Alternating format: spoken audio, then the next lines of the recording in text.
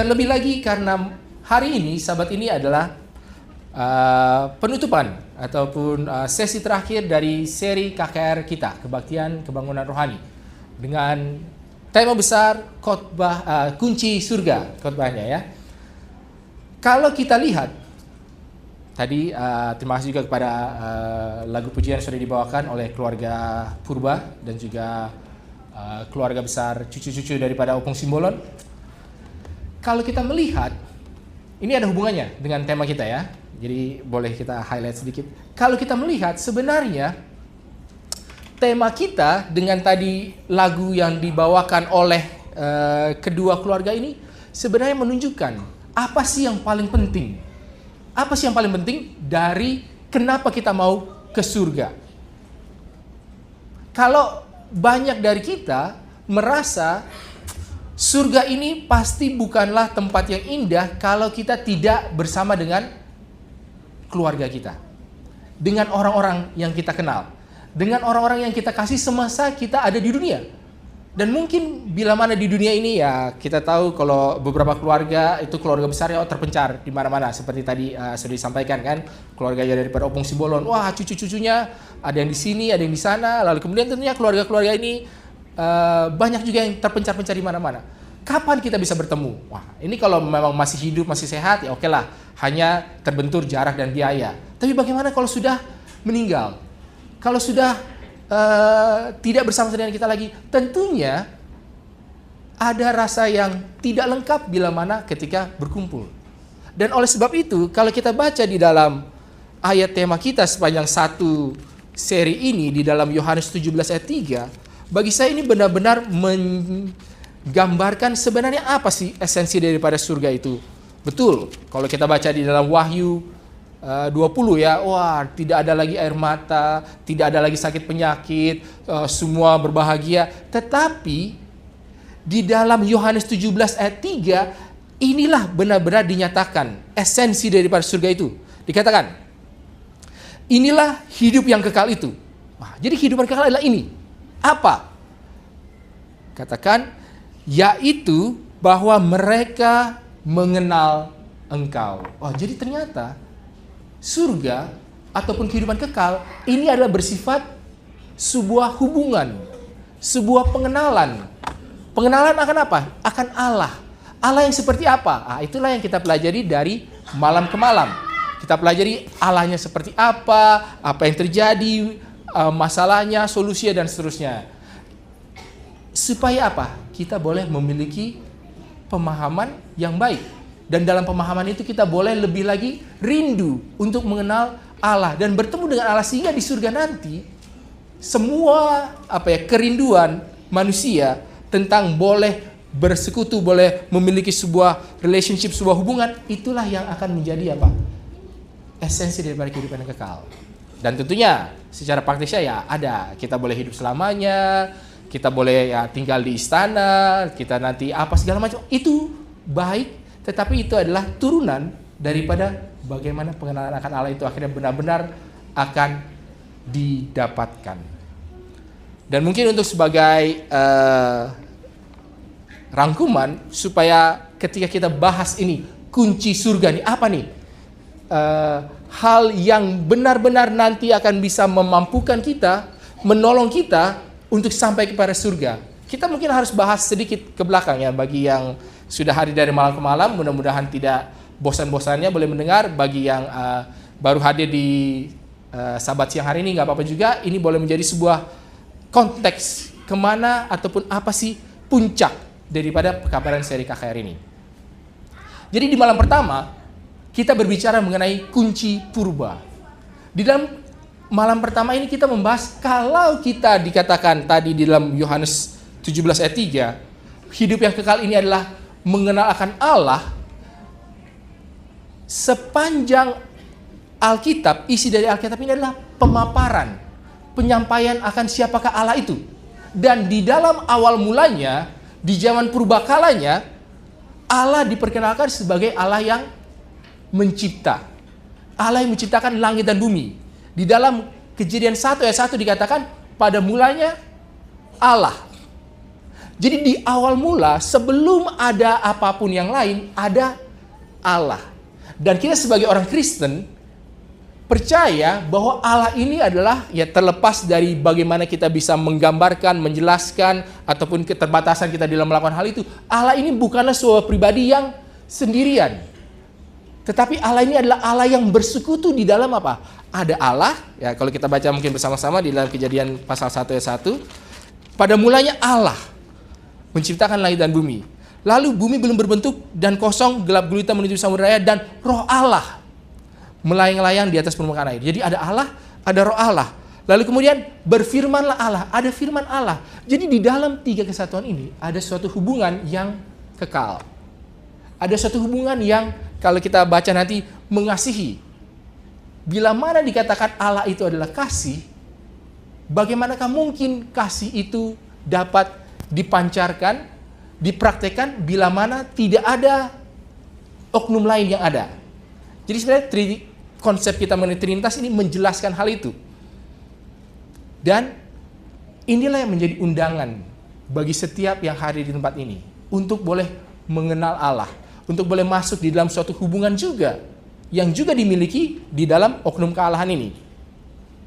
Sehingga ketika di awal mula tadi Allah menciptakan langit dan bumi, Allah datang kepada dunia ini, keadaan dunia ini, keadaan semesta secara umum dan dunia bumi kita ini pada khususnya dikatakan adalah belum berbentuk dan kosong. Dan inilah keadaan manusia bila mana tidak memiliki pengenalan akan Allah. Yaitu apa? Tidak punya bentuk, kacau, tidak ada struktur, dan kosong. Dan kalau kita lihat di dalam penciptaan ini adalah untuk menanggulangi kedua masalah ini. Allah memberikan aturan-aturan, dikatakan kalau kita baca sedikit di dalam ayat yang ketiga, berfirmanlah Allah, jadilah terang. Ketika Allah berfirman, sesuatu terjadi dan langsung ada pemisahan. Wah, lalu dipisahkannya terang itu dari gelap. Lalu setelah dipisahkan, diberikan nama. Terang itu dinamai siang, gelap itu malam. Lalu Allah mengisi. Dan inilah proses yang sementara terjadi. Ketika Allah datang dalam kehidupan manusia, atau di dalam pada umumnya dan khususnya dalam kehidupan manusia, untuk apa? Memberikan firman-Nya supaya manusia itu menjadi teratur, supaya manusia bisa memisahkan diri dari kejahatan, supaya manusia ini bisa memiliki identitas yang baru di dalam Tuhan, dan juga supaya manusia ini bisa bertumbuh dan berkembang biak, ya, mereproduksi dirinya. Nah, itulah Allah yang demikianlah yang mengundang kita masuk di dalam proses itu. Lalu kemudian semua yang diciptakan Allah awalnya adalah baik. Lalu kenapa ada kejahatan-kejahatan, ada masalah, ada hal-hal yang membuat kita merasa sepertinya ada sesuatu yang salah di dalam dunia ini sekarang. Masalahnya adalah dosa. Ya kan? Allah menciptakan hal yang baik, tapi kenapa ada kejahatan? Banyak orang berpikir, wah kejahatan, apakah Allah memang sengaja membiarkan manusia jatuh dalam dosa? Apakah kenapa Allah tidak langsung membinasakan setan ketika dia memberontak terhadap Allah?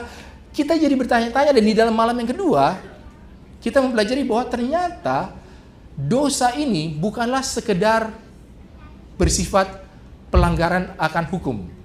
Bukan perbuatan-perbuatan tingkah laku pelanggaran kelakuan, tetapi lebih kepada sebuah mindset, sebuah cara berpikir.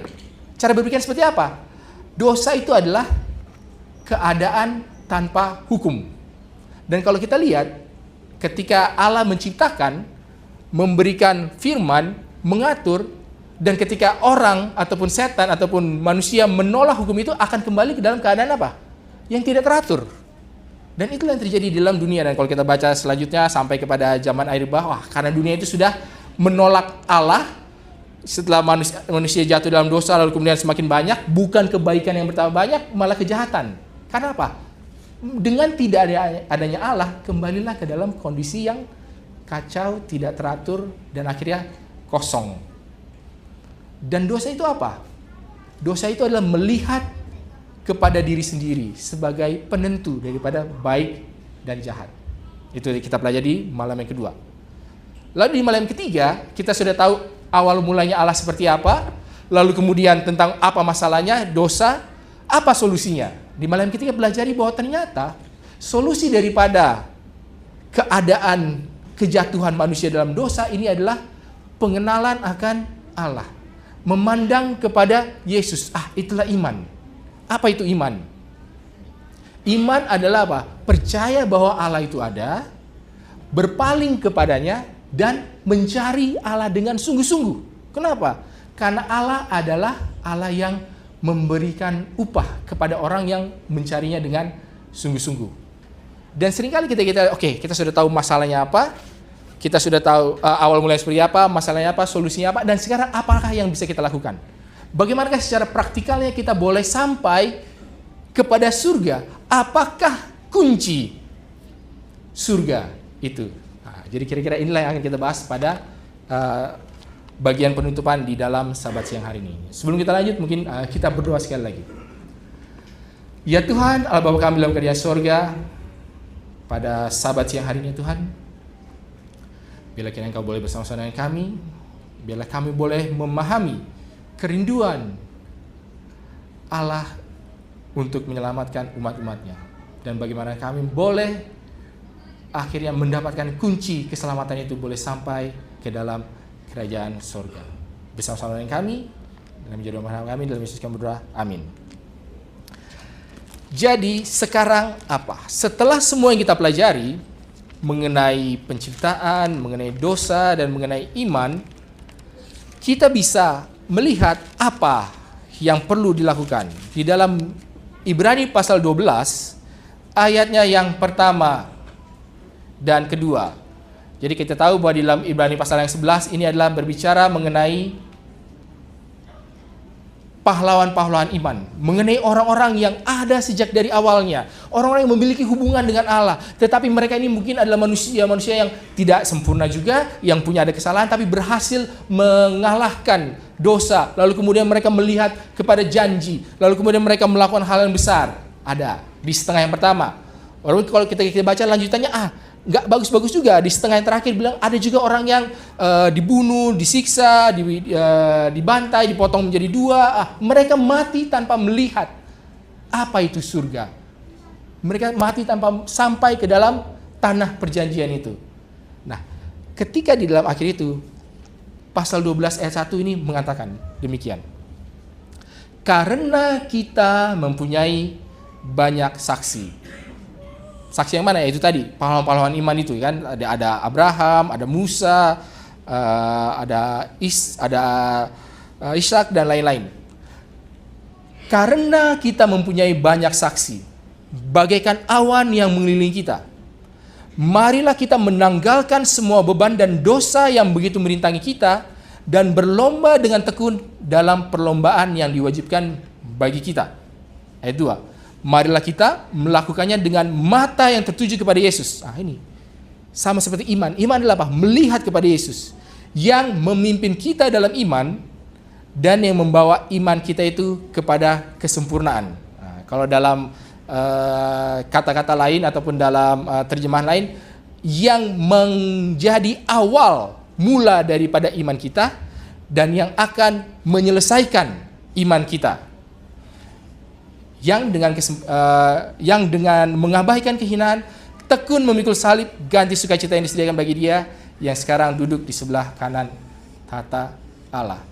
Jadi di dalam kita mencoba sampai kepada surga, sudah ada guidance, sudah ada tuntunan-tuntunan orang-orang pahlawan-pahlawan iman ini. Dan semua tuntunan-tuntunan itu mengarahkan kepada kita kepada satu hal, tugas dan tanggung jawab yang juga kita perlu untuk lakukan. Ada sebuah perlombaan, ada sebuah pertandingan, ada sebuah tantangan yang harus dilakukan oleh manusia. Dan dikatakan, marilah kita menanggalkan semua hal, beban dan dosa yang merintangi kita untuk berlomba dengan tekun. Dan bila kita melihat kepada hal ini, jadi kita jadi bertanya-tanya, keselamatan ini apa sih keselamatan ini? Apakah ini adalah usaha manusia? Dikatakan di sini, harus berlomba. Sama seperti dikatakan kalau di dalam Ibrani 11 tadi kan, Musa, dengan tidak mengindahkan, dengan tidak memandang kekayaan, kenikmatan sebagai anak daripada Firaun. wah mau menderita, wah seperti itu.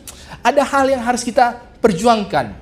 Dan kadang-kadang kita berpikir mungkin juga, apakah saya mampu? Apakah saya bisa? Sebenarnya apa sih, bagaimana sih kita boleh mendapatkan keselamatan itu? Di dalam Efesus 2 ayat 8 dan 9, ini termasuk dari tadi ayat yang kita bacakan dalam ayat bersahutan, secara eksplisit Rasul Paulus mengatakan, sebab karena kasih karunia kamu diselamatkan oleh iman. Itu bukan hasil usahamu, tetapi pemberian Allah. Itu bukan hasil pekerjaanmu, jangan ada orang yang memegahkan diri. Nah, sepertinya ada sebuah ketegangan. Jadi sebenarnya ini apa? Apakah keselamatan? Apakah kerajaan surga ini adalah sebuah hal yang kita terima atau sebuah hal yang kita perjuangkan? Dan manusia, baik saudara dan saya, menghabiskan waktu kita bertanya-tanya. Apalagi ketika kita menghadapi mungkin kesulitan, ketika kita ada tantangan, ketika ada hal-hal yang mungkin sementara sedang kita pergumulkan, dan kita melihat bagaimanakah caranya supaya saya bisa melewati pergumulan ini tentunya, dan boleh sampai kepada sebuah keadaan di mana saya bisa mengatakan, oh iya, saya sudah menerima keselamatan itu. Kita akan lihat di dalam 2 kisah mengenai secara praktikalnya bagaimana sih keselamatan itu bisa diberikan, apa masalahnya, dan bagaimanakah Allah itu menunjukkan bahwa oh ternyata memang ini adalah kasih karunia, bukan oleh usaha, bukan oleh effort kita, pekerjaan kita, perbuatan baik kita. Ya, ada kasih karunia bukan karena usaha, tetapi harus ada iman. Jadi bagaimana ini kasih karunia, iman, usaha ini bersinergi, bersekutu bersama-sama supaya boleh memberikan keselamatan. Nah, jadi kita akan lihat di dalam 2 kisah ini supaya kita bisa lebih jelas, supaya kita benar-benar bisa melihat, wah kunci surga ini boleh saya pakai, boleh saya buka gerbang, ya kalau secara metaforanya, yang boleh membawa kita sampai kepada kerajaan surga. Kisah yang pertama terdapat di dalam Bilangan pasal 21. Bila mana kita baca di dalam Bilangan pasal 21, kita akan sampai kepada satu kisah yang menceritakan tentang perjalanan bangsa Israel pada suatu waktu. Ya, kita tahu bahwa mereka ini dibawa sejak awal dibawa keluar dari Mesir, perjalanan itu tidak selalu mulus. Ya, mereka sudah melihat tentang kebesaran, kuasa Allah. Bagaimana Allah memberikan 10 tulah kepada bangsa Mesir. Bagaimana Allah membelah Laut Merah. Bagaimana Allah sudah menurunkan 10 hukum di Gunung Sinai dan mengadakan perjanjian dengan awan dan kilat dan guntur. Dan sudah diberikan juga semua tata cara upacara, bait suci, tabernakel, semua sudah diberikan. Tapi sama seperti juga kita. Di dalam masa lalu kita pasti ada banyak hal yang sudah terjadi yang membuat kita merasa, oh ya Tuhan ini seperti ini. Tetapi apakah artinya saya ini sudah tanpa kesalahan lagi? Sudah siap untuk masuk ke dalam gerbang surga, masuk ke dalam suatu hubungan dengan Allah yang wah sudah pasti sempurna dan segala sesuatunya. Kita lihat bersama-sama di dalam Bilangan pasal 21 mulai ayat yang keempat. Karena ayatnya tidak terlalu panjang, mungkin saya bacakan. Ayat 4. Setelah mereka berangkat dari Gunung Hor, berjalan ke arah Laut Teberau untuk mengelilingi tanah Edom, maka bangsa itu tidak dapat lagi menahan hati di tengah jalan. Lalu mereka berkata-kata melawan Allah dan Musa. Mengapa kamu memimpin kami keluar dari Mesir, supaya kami mati di padang gurun ini? Sebab di sini tidak ada roti dan tidak ada air, dan akan makanan hambar ini kami telah muak. Kita lihat ini sudah di ujung hampir daripada perjalanan mereka. Ya, tentunya ada banyak kejadian, dan mereka di sini dikatakan sementara sudah sedang memutar mengelilingi tanah Edom. Ya, tanah Edom ini sudah berbatasan dengan tanah Kanaan. Sudah hampir sampai, dan justru kadangkala seringkali bahkan di mendekati akhir-akhir inilah orang yang malah kayak menyerah, yang menjadi lemah. Dan di sini bukan hanya bersungut-sungut, bukan hanya kecewa, tetapi di sini bahkan melawan, memberontak, seolah-olah menolak apa yang Allah sudah lakukan sampai sejauh ini, dan mereka tidak mau lagi punya hubungan dengan Allah. Ya, dikatakan mereka sebab di sini tidak lalu mereka berkata-kata melawan Allah dan Musa, ayat 5. Dengan mengadakan komplainnya ini terus. Ketika itu terjadi, apa? Ayat 6. Lalu Tuhan menyuruh ular-ular tedung ke antara bangsa itu yang memagut mereka, sehingga banyak dari orang Israel yang mati. Nah, kita bisa dapati lagi, sama seperti di dalam pelajaran kita, Allah memberikan firman Tuhan. Allah mau memisahkan mereka dari Mesir, menjadikan mereka suatu identitas yang baru, yaitu apa? Bangsa umat pilihan Allah. Mau memberikan kepada tanah Kanaan di mana mereka bisa berbuah, di mana mereka bisa berkembang biak, di mana mereka bisa memiliki kehidupan yang berkelimpahan. Sebelum sampai di sana, mereka menolak Allah. Apa artinya? Menolak Allah artinya apa? Kembali kepada keadaan kacau, kembali kepada keadaan yang tidak teratur, kembali keadaan yang dalam bahaya. Dan di sini benar. Di sini dikatakan, lalu Tuhan menyuruh ular-ular tedung di antara bangsa itu yang memagut mereka, sehingga banyak dari orang Israel yang mati. Kalau kita lihat di dalam kata-kata ini, seolah-olah Tuhanlah yang menyuruh masalah itu datang. Dan seringkali kita merasa, jadi artinya apa? Kalau kita tidak lagi menurut Tuhan, apakah artinya Tuhan akan menyuruh atau mengarahkan masalah supaya datang kepada kita? Mungkin ada satu ilustrasi yang menarik. Misalkan kalau kita ada di laut, lalu kemudian saudara, ya saya belum pernah punya pengalaman ini, tapi ya mungkin kalau ada yang pernah, ya nggak tahu, mungkin Pak Bobi pernah atau tidak ya, sebagai pelaut, pernah naik kapal selam, ya kan? Kapal selam ini apa? Mereka sebuah kendaraan di mana orang masuk ke dalamnya bisa masuk ke dalam bawah laut, gitu kan? Selama mereka ada di dalam kapal selam ini, mereka aman, bisa bernafas, tenang, tekanan airnya itu nggak kena karena ada yang melindungi, gitu kan? Lalu kalau bilang, kayaknya pas lagi jalan-jalan di dalamnya, kayaknya ini saya klaustrofobik. Saya takut tempat tertutup. Kayaknya saya nggak bisa bernafas. Saya mau keluar. Apa yang akan terjadi ketika orang ini keluar? Langsung, ya air masuk lah. Ya kalau dia buka celah kan air masuk. Lalu kemudian dia bisa tenggelam, dia bisa hancur kena tekanan yang begitu kuat di dasar laut. Jadi sekarang pertanyaannya, apakah ketika manusia menolak Allah lalu mereka ada masalah? Ya seperti inilah. Mereka diberikan suatu perlindungan. Bangsa Israel diberikan suatu perlindungan.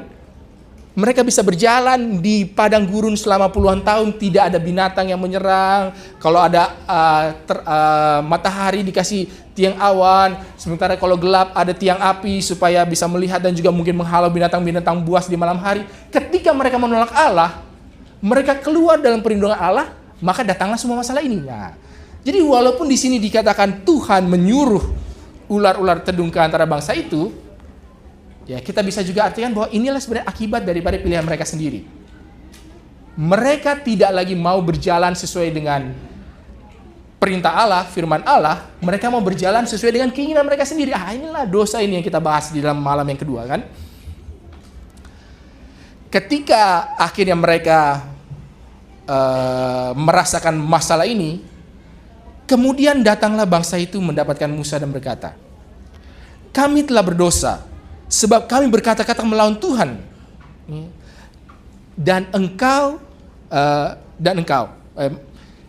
Kami telah berdosa sebab kami berkata-kata melawan Tuhan dan engkau. Berdoalah kepada Tuhan supaya dijauhkannya ular-ular ini daripada kami. Jadi di sini saudara-saudara, kalau kita sambungkan di dalam pelajaran kita yang lalu, kalau dosa itu adalah melakukan sesuai dengan apa yang kita inginkan, apa solusinya? Solusinya adalah berbalik, kembali, mengakui. Di sini mereka mengatakan, kami sudah bersalah, kami sudah memberontak. Iya, pemberontakan itu adalah sebuah dosa, betul. Tetapi bukan berarti itu tidak bisa diampuni. Bisa, apa? Mereka harus kembali, mengakui, kami sudah bersalah, ya kan? Ini dikatakan, berdoalah kepada Tuhan demi kami, supaya dijauhkannya ular-ular daripada kami. Lalu Musa berdoa untuk bangsa ini. Dan kita lihat, solusinya apa yang Allah berikan. Ayat 8, maka berfirmanlah Tuhan kepada Musa, buatlah ular tedung dan taruhlah itu pada sebuah tiang. Maka setiap orang yang terpagut, jika ia melihatnya, akan tetap hidup. Lalu Musa membuat ular tembaga dan menaruhnya pada sebuah tiang. Maka jika seorang dipagut ular dan ia memandang kepada ular tembaga itu, tetaplah ia hidup. Nah, di dalam proses ini kita bisa melihat antara keselamatan, kasih karunia, iman, dan usaha. Bagaimana kita bisa melihatnya? Ketika keadaan itu terjadi, ya, masalah itu terjadi, apa yang dikatakan oleh Allah? Mereka disuruh melakukan sesuatu, ya kan? Melakukan apa? Ya, Musa disuruh membuat patung ular, lalu kemudian bangsa itu disuruh apa? Melihat. Wah, kalau tadi kita sambungkan dalam pertanyaan kita, apa artinya melihat? Mengalihkan pandangan kita, artinya apa? Itulah iman, ya kan? Mereka yang tadinya tidak mau ikut dengan Allah lagi, yang sudah menolak melawan Allah, ketika mereka mengalami masalah, lalu kemudian menyadari, mereka disuruh apa? Berpaling, lihatlah. Lihatlah kepada patung ular ini. Dan ketika mereka melihat, mereka akan sembuh. Pertanyaannya, apakah mereka sudah melakukan upacara-upacara? Apakah mereka sudah menyembelih domba? Apakah mereka sudah melakukan ziarah-ziarah untuk menunjukkan bahwa mereka bertobat? Ya atau tidak? Di sini dikatakan ketika mereka melihat, maka mereka akan hidup. Jadi di sini, saudara-saudara, apakah yang menjadi proses keselamatan bagi bangsa Israel pada saat itu? Ada kasih karunia Allah. Dalam hal ini apa? Ketika bangsa itu melihat, belum melakukan apa-apa, tapi mereka melihat. Artinya apa? Melihat ini adalah sebuah respons terhadap firman Allah. Allah menyuruh mereka untuk melakukan ini. Dan ketika mereka mendengar firman Allah itu, mereka merespons dengan melihat, belum melakukan yang lain-lain. Itulah iman. Dan ketika mereka melihat, mereka hidup. Itulah kasih karunia yang membuat mereka bisa selamat. Jadi apakah ada kasih karunia? Ada. Kenapa? Karena melihat saja tidak ada nilai. Tidak ada nilai plusnya, ya kan? Apa hebatnya melihat? Tidak ada. Apakah saya bisa berbangga? Oh, saya melihat. Tidak. Mereka bisa sembuh adalah karena kemurahan Allah. Karena karunia Allah. Ya kan? Makanya di dalam ayat bersautan kita dikatakan bahwa kamu selamat karena kasih karunia. Bukan hasil usahamu tetapi oleh iman. Inilah. Bukan karena bangsa Israel itu menggunakan pedang, mengusir-ngusir ularnya, bukan karena mereka sudah meramu penawar racun ular mungkin dari darah ularnya diatur supaya jadi penawar, bukan dengan membuat tembok perlindungan, bukan, hanya dengan melihat saja. Itulah iman, tidak ada usaha tapi ada kasih karunia dan mereka bisa mendapatkan keselamatan. Hal ini jugalah yang dikatakan oleh Yesus di dalam Yohanes pasal 3. Jadi melihat kepada ular tedung, patung ular ini adalah sebuah gambaran yang Yesus berikan ketika berbicara mengenai dirinya sendiri. Di dalam Yohanes pasal 3, sebelum ayat yang kita semua kenal dan semua kita hafalkan di dalam Yohanes 3 ayat 16, karena begitu besar kasih Allah akan dunia ini sehingga ia telah mengaruniakan anak yang tunggal. Sebelum ayat itu, di dalam 2 ayat sebelumnya, ayat 14, berbicara mengenai hal ini. Dalam ayat 14. Dan sama seperti Musa meninggikan ular di padang gurun, demikian juga anak manusia harus ditinggikan, supaya setiap orang yang percaya kepadanya beroleh hidup kekal. Baru ayat 16, karena begitu besar kasih Allah akan dunia ini, dan seterusnya. Jadi ayat Mazmur Yohanes 3 ayat 16 ini mengenai kasih Allah ternyata pada konteksnya disambungkan dengan peristiwa ular tembaga ini yang menunjukkan apa? Oh, ternyata keselamatan ini betul ada masalah manusia, betul ada kesalahan di situ, betul ada penolakan, betul ada pemberontakan, betul ada dosa, tetapi ketika firman Allah itu datang, lakukan ini, lihat dan hidup. Dan ketika manusia, bangsa Israel pada saat itu merespons dengan melihat kepada ular tembaga ini, maka mereka akan hidup. Itulah pekabaran yang sama yang sebenarnya Yesus katakan. Betul, masalahnya pada saat itu ya, ada dosa, ada kesalahan, ada perbudakan, ada penjajahan oleh bangsa Roma, ada begitu, semua hal ini betul. Tetapi ada firman Allah, bila mana Yesus ditinggikan, maka Allah akan bisa memberikan kehidupan yang kekal. Apa yang perlu mereka lakukan? Hanya melihat kepada Yesus saja. Itulah kasih karunia yang Allah berikan, yang nilainya lebih daripada apa yang kita masukkan. Ya, kalau bicara input dan outputnya itu hanya melihat. Tetapi outputnya adalah sebuah transformasi, sebuah kesembuhan. Kalau tadi di dalam konteks bilangan pasal 21 itu sebuah penawaran dari racun bisa ular. Hanya dengan melihat. Inilah kasih karunia. Ya mungkin kita tergoda, jadi bisa juga ketika melihat cerita-cerita seperti ini, artinya saya bisa suka-suka aja di dalam kehidupan, ya nanti kalau ada apa-apa tinggal melihat Tuhan, apa segala macam, saya bisa melakukan kehidupan saya, menjalankan kehidupan saya sesuka-suka saya. Nah, kita lihat di dalam kisah yang kedua. Di dalam kisah yang kedua, mungkin ini juga menjadi pengalaman kehidupan daripada kita. Di dalam kisah yang kedua yang juga menggambarkan mengenai hubungan antara firman Allah atau perintah Allah dengan kasih karunia, dengan iman, dengan keselamatan. Terdapat di dalam Matius pasalnya yang ke-14. Matius pasal yang 14, mulai ayatnya yang ke-22. Jadi ini adalah kisah setelah Yesus memberi makan 5.000 orang. Lalu dia menyuruh murid setelah mereka selesai, ya setelah mujizat itu, lalu kemudian ada sisanya, apa segala sudah dikumpulkan. Lalu Yesus memerintahkan, ayat 22. Sesudah itu Yesus segera memerintahkan murid-muridnya naik ke perahu dan mendahuluinya ke seberang. Jadi murid-murid disuruh pergi duluan, ya kan? Sementara ia menyuruh orang banyak pulang. Dan setelah orang banyak itu disuruhnya pulang, Yesus naik ke atas bukit untuk berdoa seorang diri. Ketika hari sudah malam, ia sendirian di situ. Jadi murid-murid ini sedang terpisah dengan Yesus, sementara Yesus sedang berdoa dan melakukan hal yang lain. Dan ketika ayat 24, perahu murid-muridnya sudah beberapa mil jauhnya dari pantai dan diombang-ambingkan gelombang karena angin sakal, kira-kira jam 3 malam, datanglah Yesus kepada mereka berjalan di atas air. Ketika murid-murid melihat dia berjalan di atas air, mereka terkejut dan berseru, "Itu hantu!" Lalu berteriak-teriak karena takut.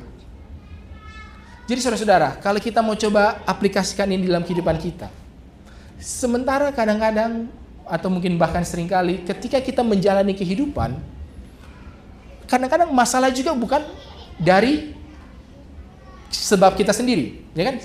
Siapa yang suruh murid-murid ini untuk malam-malam pergi menyeberang danau? Siapa yang suruh? Yesus yang suruh, ya kan? Disuruh, lalu ketika mengikuti perintah Yesus, apa yang terjadi? Bukan hal-hal yang damai sejahtera, bukan keamanan, ketenteraman, kenyamanan, tapi apa? Badai. Ya kan? Dan di dalam badai itu, ketika itu terjadi, mereka menjadi apa? Takut, menjadi kalut. Ya kan? Lalu ketika pada saat dalam keadaan yang kacau itu, dalam keadaan yang sangat berputus asa itu, mereka dikejutkan dengan suatu kejadian. Ketika murid-muridnya melihat dia berjalan di atas air nih, mereka terkejut dan berseru, itu hantu. Lalu berteriak-teriak karena takut. Jadi saudara-saudara, di dalam menjalani kehidupan kita, seringkali adalah wajar bila mana kita mendapatkan masalah. Bahkan ketika sedang melakukan pekerjaan Tuhan. Dan ketika Tuhan sementara sedang datang dan mau melakukan sesuatu, bisa jadi kita juga tidak menyadari bahwa ini adalah Tuhan yang sementara datang bekerja. Sementara Yesus datang berjalan di atas air mau menjemput mereka, mereka malah takut karena mendengar itu hantu. Jadi ada sebuah proses, ada sebuah kejadian, ada sebuah urutan apapun itu yang kita juga seringkali alami sebelum kita boleh melihat apa sih solusi yang akan ditawarkan. Oke. Ayat 27. Tetapi segera Yesus berkata kepada mereka, "Tenanglah, aku ini, jangan takut. Oke. Lalu Yesus coba untuk tenangkan. Nah, poin yang menarik ini mulai dari sekarang ini. Kita tahu ceritanya bahwa hanya ada 2 orang yang pernah berjalan di atas air. Satu Yesus, satunya lagi adalah siapa? Petrus, satunya lagi ya. Nah, kejadian Petrus berjalan di atas air ini juga menunjukkan tentang bagaimanakah interaksi antara kasih karunia, iman, perbuatan, keselamatan, dan dosa. Kita lihat ayat 28. Lalu Petrus berseru dan menjawab dia, Tuhan, apabila Engkau itu, suruhlah aku datang kepadamu berjalan di atas air. Kata Yesus, datanglah. Maka Petrus turun dari perahu dan berjalan di atas air mendapatkan Yesus. Yang menjadi kita bisa amati adalah apakah Petrus berjalan di atas air atas kemauannya sendiri? Iya atau tidak? Di satu sisi kita bisa bilang iya, tetapi ketika dia mau melakukan kemauannya sendiri itu, siapa yang menyuruh untuk datang? Yesus. Dan di dalam kehidupan kita, seringkali ketika kita mau mendapatkan solusi atas suatu masalah, hal luar biasa berjalan di atas air ini tidak akan terjadi kalau tidak ada 2 hal ini. Apa? Keinginan dari kita dan juga apa? Perintah daripada Tuhan. Kalau Petrus mau, tapi dia tidak mendengar firman Allah, apakah jadi itu? Tiba-tiba dia melihat Yesus, dia langsung berlari. Apakah dia akan berjalan di atas air? Ya mungkin tidak ya, mungkin dia akan tenggelam. Kenapa? Karena tidak pernah ada firman Allah yang mengatakan, memanggil. Begitu sebaliknya, kalau firman itu adalah datanglah, tetapi Petrusnya itu tidak mau datang, apakah dia bisa berjalan di atas air? Tidak juga. Jadi di sini kita bisa melihat, ternyata ada sebuah interaksi antara apa? Iman melihat kepada Yesus dengan firman Allah, dengan kejadian yang bisa dialami oleh manusia ataupun pada saat itu Petrus. Petrus hanya bisa berjalan di atas air sebab dia satu meminta, merindukan dan mendengar respons ataupun perintah Allah untuk datang. Jadi jangan pernah kita berjalan sebelum ada firman Tuhan ya. Seringkali kalau kita, saya mau melakukan hal yang besar. Mungkin kita mau membangun gereja di pedalaman, contohnya. Mungkin kita mau memulai sebuah usaha. Mungkin kita mau melakukan banyak hal. Hal-hal yang baik. Hal-hal yang baik tetapi membutuhkan, kalau kita bisa bilang, campur tangan ilahi. Karena apa? Kita tidak sanggup melakukannya sendirian. Dan kita, kalau ini hal yang baik ya tentunya Tuhan akan campur tangan. Kita mulai melakukan hal itu. Ternyata gagal. Bisa jadi karena apa? Tidak ada panggilan Tuhan untuk datang. Ya kan? Di sisi yang lain, bisa juga Tuhan sudah menempatkan di dalam hati kita, kamu lakukanlah ini. Apakah bangun gereja kah? Apakah menyumbang kah? Apakah melawat orang ini kah? Atau apakah kirim pesan SMS atau WhatsApp kepada orang ini untuk menguatkan? Sudah diberikan perintah itu tapi kita tidak lakukan. Maka tidak akan ada juga keajaiban yang terjadi. Ketika ada interaksi daripada kedua hal ini, barulah proses berjalan di atas air itu bisa ada. Namun kembali ya, kisah ini menarik karena ada seperti maju mundurnya ini banyak sekali dalam kisah ini. Ketika Petrus sudah berjalan, saya bacakan lagi ayat 29, kata Yesus, datanglah. Maka Petrus turun dari perahu dan berjalan di atas air mendapatkan Yesus. Ayat 30. Tetapi ketika dirasanya tiupan angin, takutlah ia dan mulai tenggelam. Kalau kita lihat di dalam kisah Petrus ini mungkin versi yang lebih baiknya daripada versi tadi bangsa Israel di Bilangan pasal 21. Tapi sebenarnya mirip-mirip juga. Dalam arti apa? Ada sebuah sejarah yang terjadi, ada sebuah interaksi, ada sebuah proses, lalu kemudian ada sebuah penolakan. Kalau tadi bangsa Israel di dalam Bilangan 21 itu secara tegas, secara lugas mengatakan mereka melawan Allah. Mereka sudah melihat mujizat, banyak mujizat, tapi kemudian mereka bersungguh-sungguh melawan Allah. Sama juga Petrus ini juga sama, walaupun secara instan ya, secara cepat. Ada, ya tentunya sebagai murid Yesus selama beberapa lama sudah melihat mujizat-mujizat banyak sehingga dia memberanikan diri, lalu kemudian disuruh dipanggil. Ada, Tapi kemudian ketika dirasanya tiupan angin, takutlah ia dan mulai tenggelam. Kalau kita baca di dalam Roh Nubuat, selain merasa tiupan angin, digambarkan juga di dalam tulisannya White di Kerinduan Segala Zaman, bahwa Petrus ini melakukan dua hal.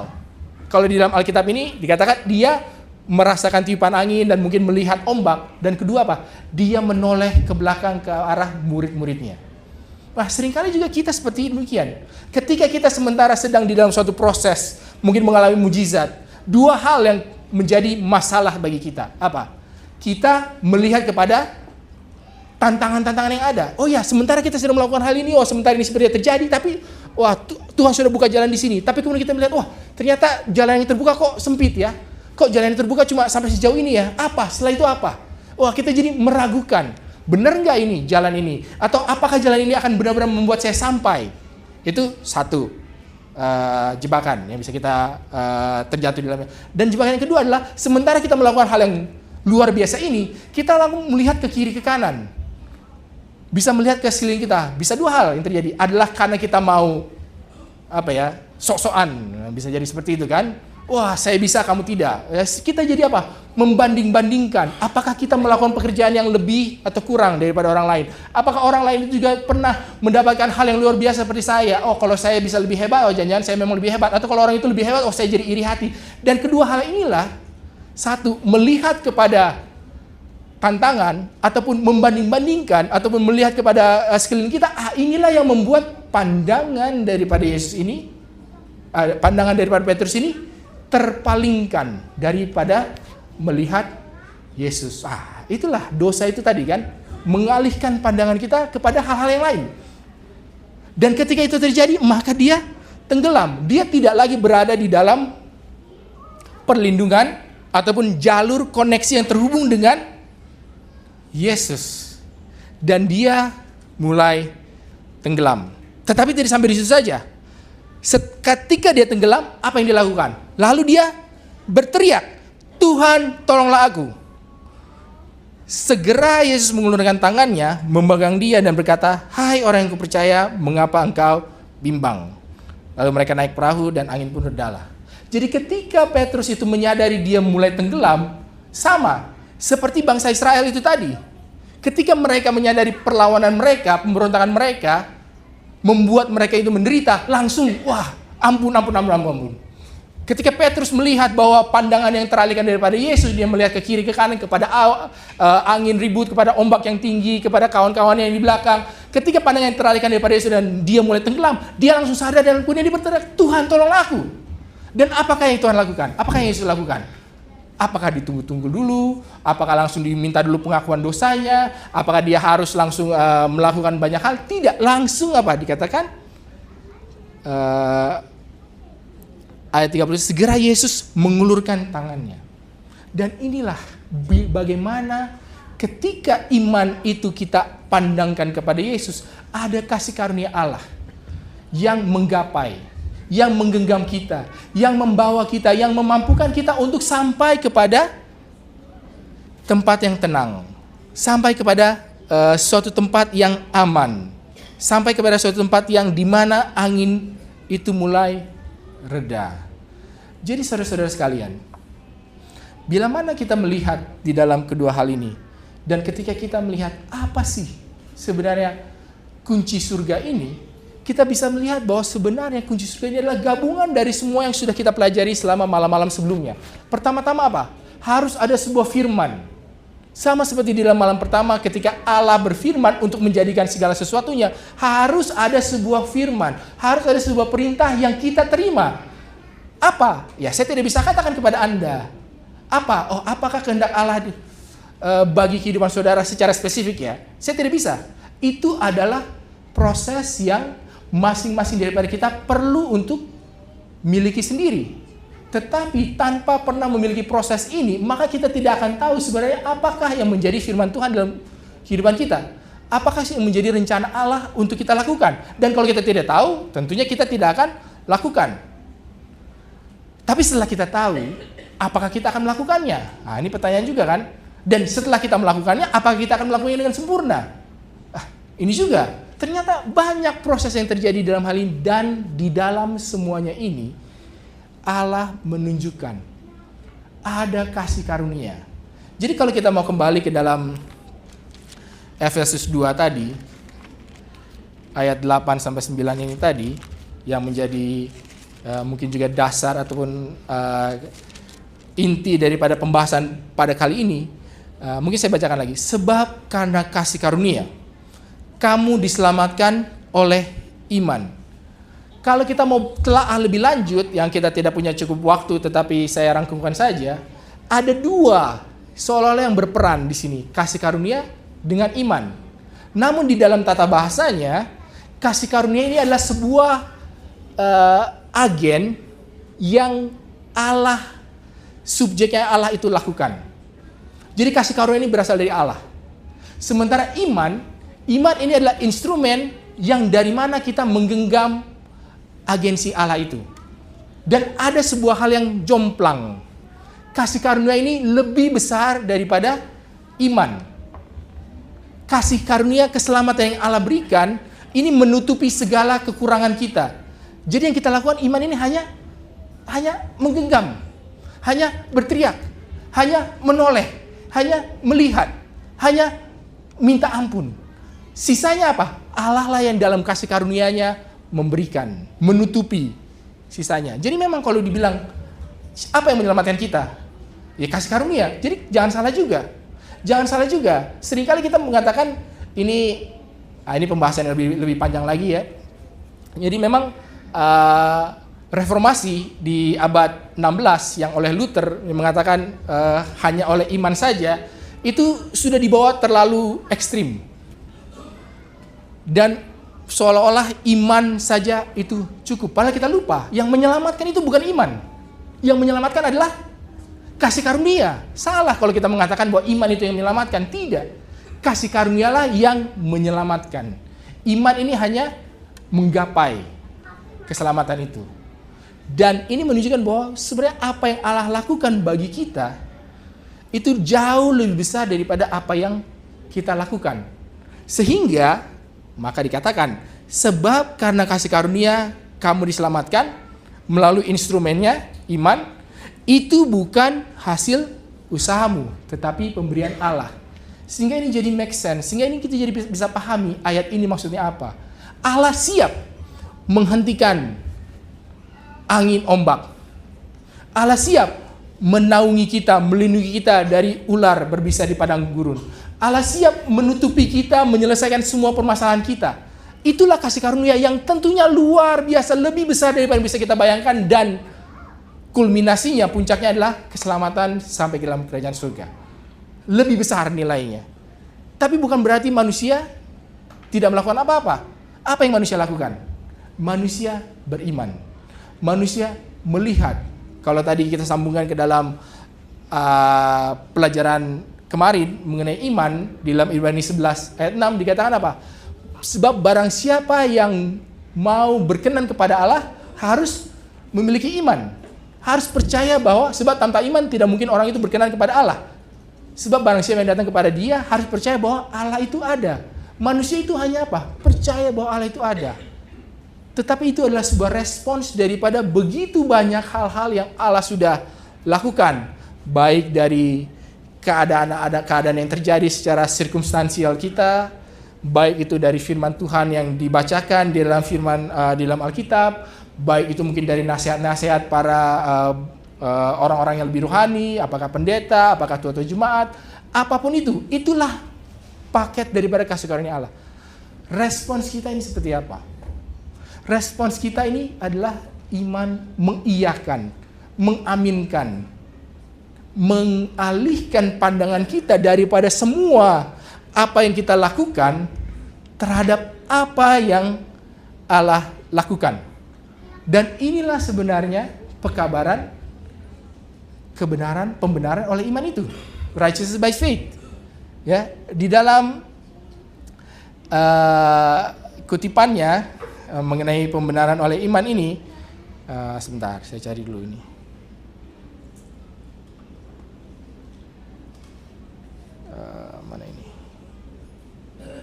Dikatakan demikian. Ini di dalam Testimonies to Minister halaman 496. Apa itu pembenaran oleh iman? Itu adalah pekerjaan Allah meletakkan kemuliaan manusia dalam debu dan melakukan bagi manusia apa yang tidak sanggup ia lakukan bagi dirinya sendiri. Nah, saya ulangi.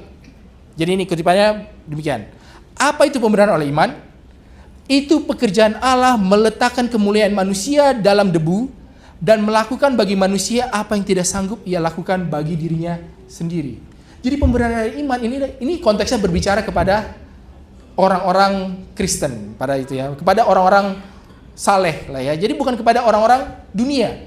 Sehingga apa? Kemuliaan manusia itu pasti kemuliaan yang secara rohani, bukan kemuliaan secara sekuler. Jadi kadang-kadang kita berpikir, wah, jangan manusia mengandalkan kekayaan, manusia mengandalkan jabatan, posisi, mengandalkan hartanya, emasnya. Wah, itulah memang kemuliaan manusia, itulah yang ditinggalkan. Bukan. Nyonya White ini sementara kutipan ini berbicara bukan kepada orang dunia. Kalau orang dunia pasti seperti itu kemuliaan manusia. Tapi ketika berbicara kepada orang-orang saleh, apa sih kemuliaan orang saleh? Apa kemuliaannya? Kemuliaannya adalah biasanya kesalehannya, kebaikannya. Oh, saya sudah paling pertama hadir di gereja. Oh, saya sudah yang tidak pernah absen di doa subuh ataupun di Rabu malam. Oh, saya adalah yang memberikan persembahan perpuluhan paling banyak. Oh, saya adalah orang yang pertama ketika dimintakan sukarelawan untuk ikut pelayanan ini dan itu. Itulah kemuliaan manusia. Dan seringkali kita merasa itulah yang akan membawa kita kepada surga.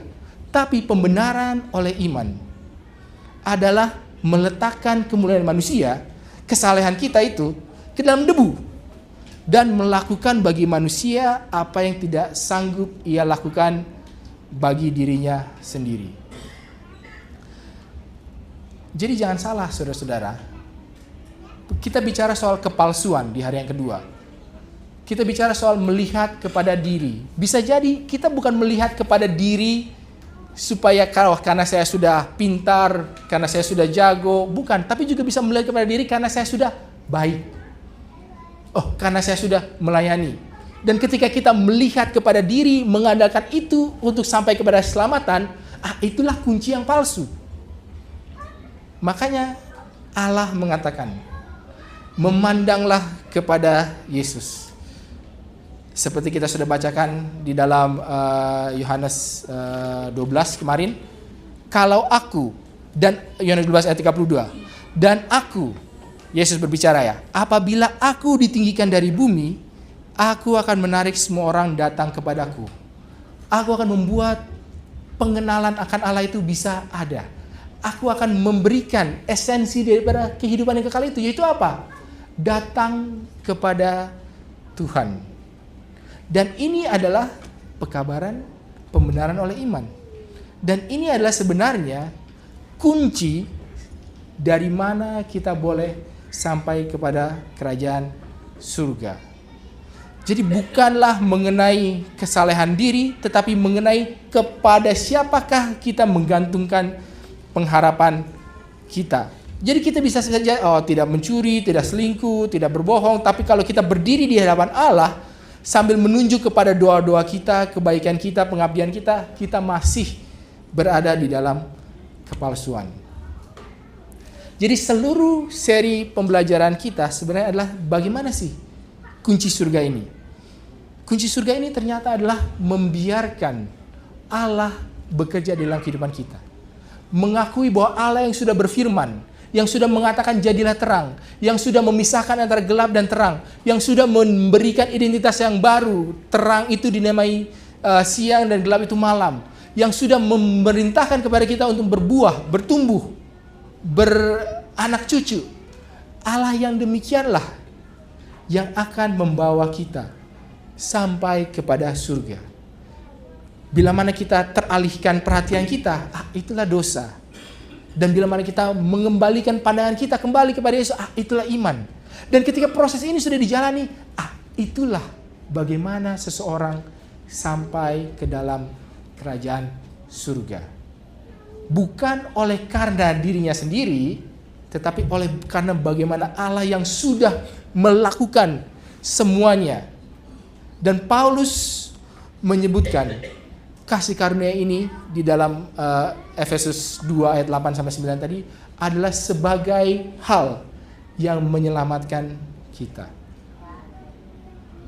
Dan memang inilah sebuah tension yang kita perlu pahami dengan gumulkan lagi lebih jauh. Wah, jadi apa sih andil saya?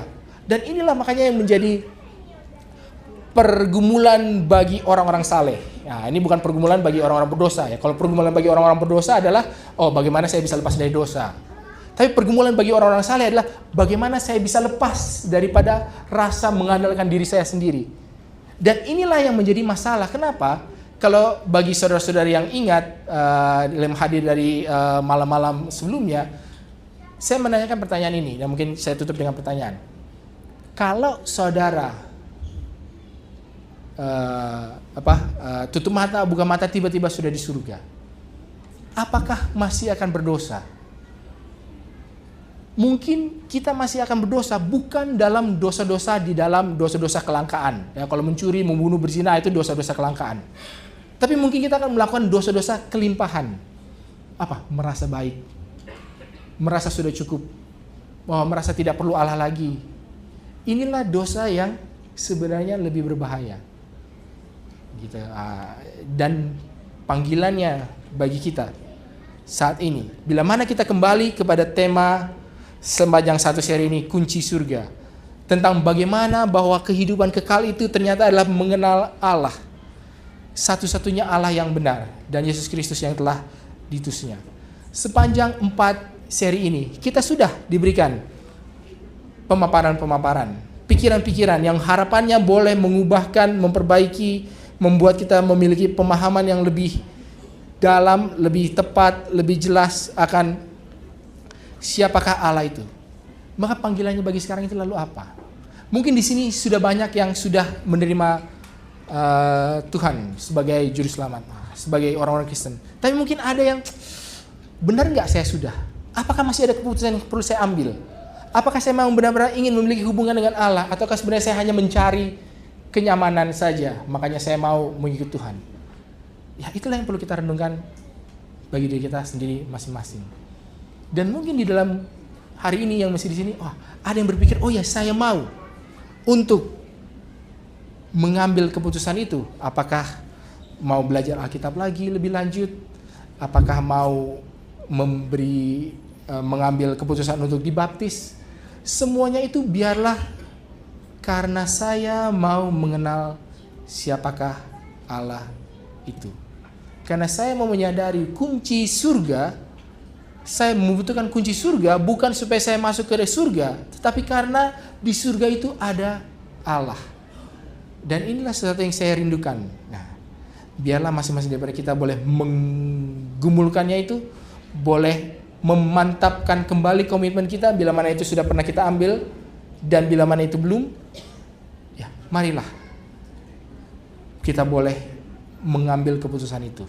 Untuk apa? Menyerahkan kehidupan kita dan boleh mau mengambil keputusan, baik itu apakah untuk belajar Alkitab lebih jauh lagi atau bahkan untuk baptisan sekalipun. Dan biarlah selama satu seri ini, ketika kita akan mengakhiri tempat ini, kita sudah boleh benar-benar menyadari bahwa keselamatan kita adalah karena kasih karunia Allah, bukan karena usaha kita. Ada iman yang kita lakukan, tetapi itu semua adalah demi pengenalan akan Allah sebagai Allah satu-satunya yang benar, Allah yang mengasihi, dan Allah yang sudah berfirman, yang rindu supaya kita hidup berkelimpahan dan tentunya juga boleh berbuah di dalam segala sesuatunya. Inilah menjadi dalam harapan kita. Biarlah ini boleh menguatkan kita di dalam menjalani kehidupan kita dalam hari-hari selanjutnya. Tuhan memberkati.